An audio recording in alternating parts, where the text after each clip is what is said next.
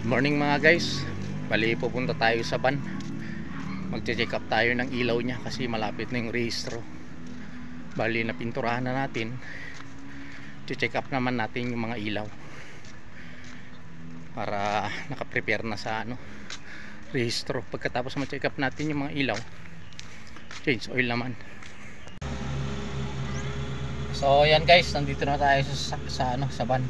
Bali check upin na natin yung mga ilaw kung may mga pundi o may mga sira. So yan guys, gumagana yung niya, flasher niya sa kaliwa. Tignan natin sa likod.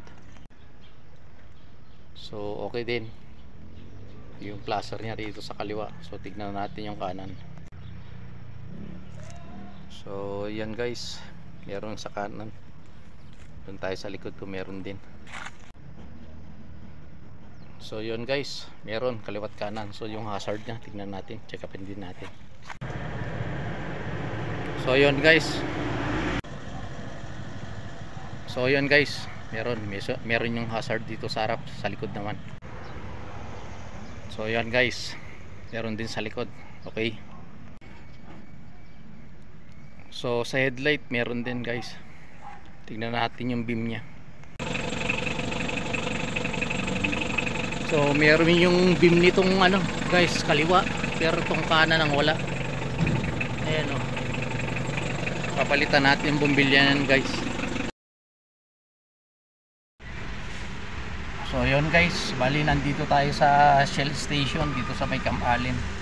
Bali papa-change oil ko na, tapos bibili ako ng mga bumbilya na may pundi kasi dun sa likod yung niya, reverse niya tsaka yung brake niya, may tagi-isang punting bumbilya dun, tapos itong headlight. Bali dito tayo sa Shell station, magpapa-change oil muna tayo. Tapos pag natapos tayong magpa-change oil, bibili tayo ng mga bumbilya na pamalit dun sa mga napunti. Pakita ko sa inyo, dito tayo ngayon sa Shell station. Ayan dyan tayo ngayon. Ayan. So nandito ako ngayon sa loob. Ayan.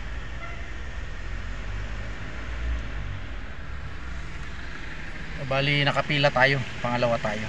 So pag natapos yung isa, ililipat natin doon sa kabila para masimula yung change oil.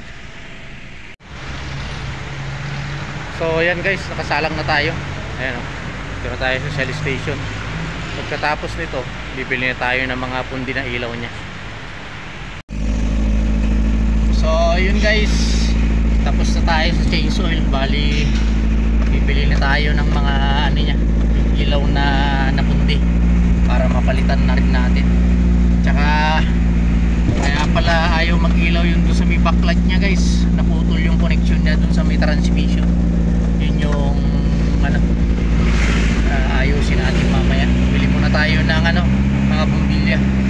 Reserva na rin kasi nagre-reserva talaga ako ng bumbilya tsaka yung mga niya,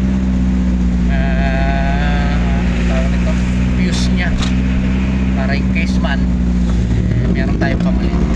Okay guys, bili muna ako ng mga bumbilya. So yan guys, bali kompleto na yung headlight natin. Ito yung pundi kanina, yung isa wala siyang beam, pero ngayon pwede na. Yan kompleto na siya. Yan, bali kasama natin guys si Bunso. Siya kasi yung tatapak ng pedal ng brake para makita natin kung okay na yung yung ilaw niya na sa likod, yung brake light niya. Oh Bunso, magkay ka naman. Nahihiya na guys si Bunso, dalagan sabihin ko, Bunso, kung tapakan mo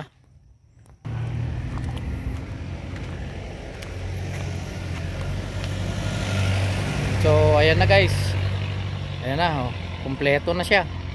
Subukan naman natin yung yung reverse light nya. So ayan na guys, yung reverse light nya okay na, kompleto na. Doon na tayo sa pag light, tignan natin kung napalitan na natin kasi yung pundi rito sa side na to.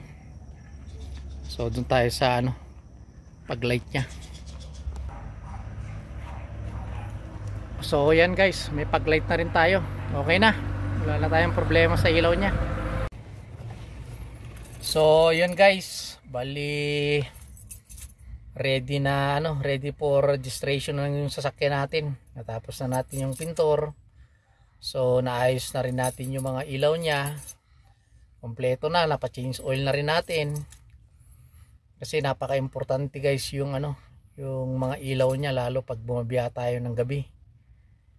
Iwas disgrasya, iwas din na makadisgrasya tayo, lalo na yung mga signal light. Siyempre sa gabi kailangan may signal light ka para alam nung nandun sa likod kung saan ang direction pupunta. Kung halimbawa liliko ka ng kanan o kaya kaliwa, alam niya.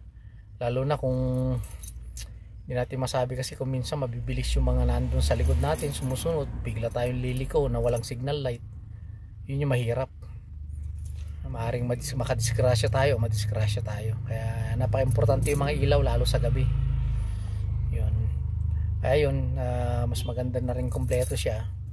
Wala na rin tayong hassle pagdating sa registration dun sa ano, sa LTO. Lalo rito sa Baguio, medyo ano, maigpit dito.